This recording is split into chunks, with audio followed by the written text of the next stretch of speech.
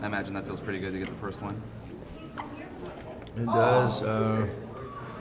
Rough go the first 2 games, and we figured out something. We got some momentum early, and rode that wave the whole 48. So nice to get one. Want to put another one together on Wednesday, and just keep building, man.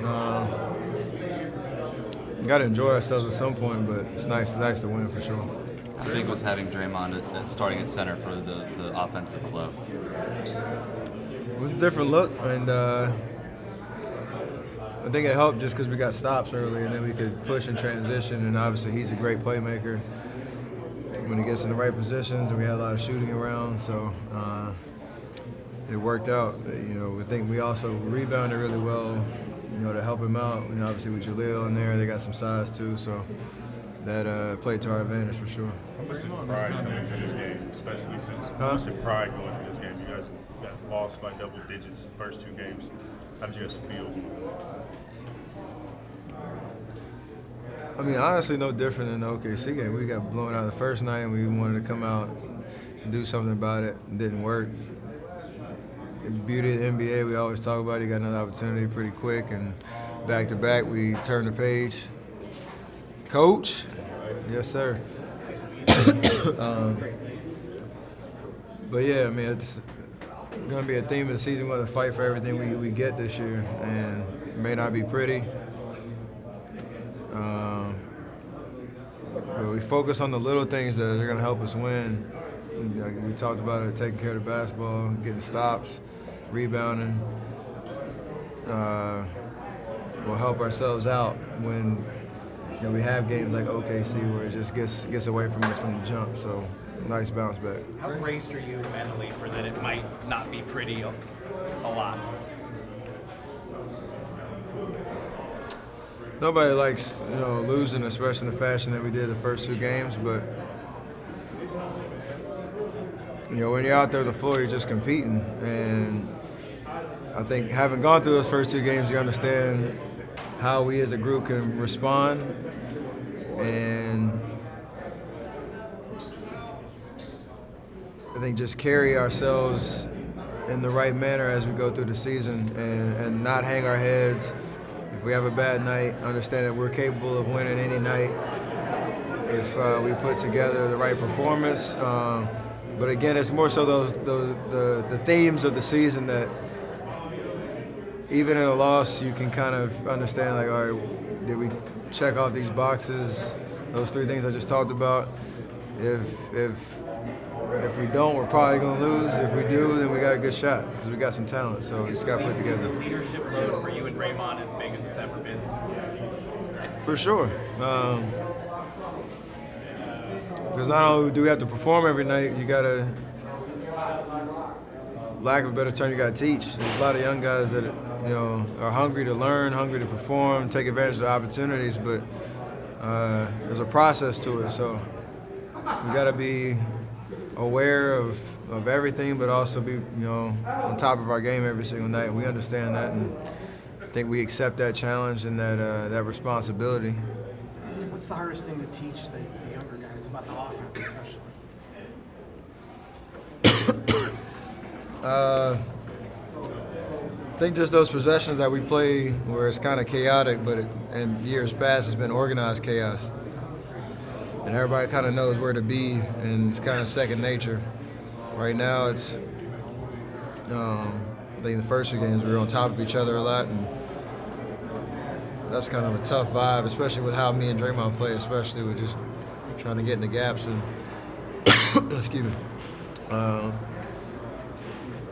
Excuse me. Damn, he got the best of me. I need the water. It's an emergency situation. Woo! I still love it, though. It wasn't that tough a question. Nah. Okay. Just because that's how we like to play, just getting the ball in the pocket, knowing where our outlets are, and things like that. So we were playing way too fast early. So I think our intentions were right, but just our chemistry wasn't great. So we got to figure that out as we go. It's based on reads. It's about knowing each other and knowing. It's about knowing just our patterns. And if Draymond gets in the pocket, we know we got a shooter in the corner, a shooter on the wing, somebody in the dunker, then he's able to make those reads. But you kind of got to see the picture as it unfolds and know where to be, and that'll come with time. It's hard to rush that, knowing what our expectation has been over the last 5-6 years, and asking that of guys that just haven't been in those positions before. Where do you kind of stand in the conversation about whether the right idea for you guys offensively is to kind of do what you've always done with these new pieces, or is it smarter for more high screens and more kind of usage and ISO actions for you and D'Angelo? I think we have to err on the side of being more organized and more calculated, early in the season, and hopefully we can, have those moments, kind of like we did tonight in the second half, where things start to flow and you just put pressure on the defense from all angles, whether it's the ball in my hands and me and Draymond doing pick and rolls, or D'Lo has it and I'm spaced out and he's running pick and roll. But at the end of the day, when we have calls that we know where our spacing is and we can try to execute those, that'll help us. At the end of the day, there are going to be times where, for us to win games, kind of go back to your bread and butter and try to work through that transition with the younger guys, just trying to be in the right spots. But that's kind of the challenge of this year, finding that balance. And tonight was better. We got to continue to get better at it. Steph, you guys have always, throughout your run, have gone small when you guys absolutely needed to when you guys against the ball. What is it about that small lineup that kind of centers you and makes you guys at your best? The fact that you used to have myself, Clay, Andre, Draymond, and KD, or HB before, and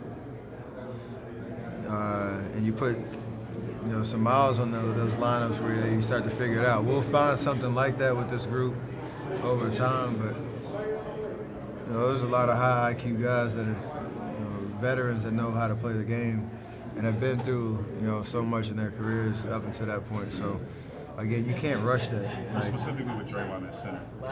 This is a playmaker. He knows how to get into the right spots and make other guys better just by getting them the ball on time, on target, or putting pressure on the rim. He's made a living doing that on the offensive end and featuring the weapons around him. So again, that'll come. We'll have to figure out the identity of this squad and what the go-to lineup is.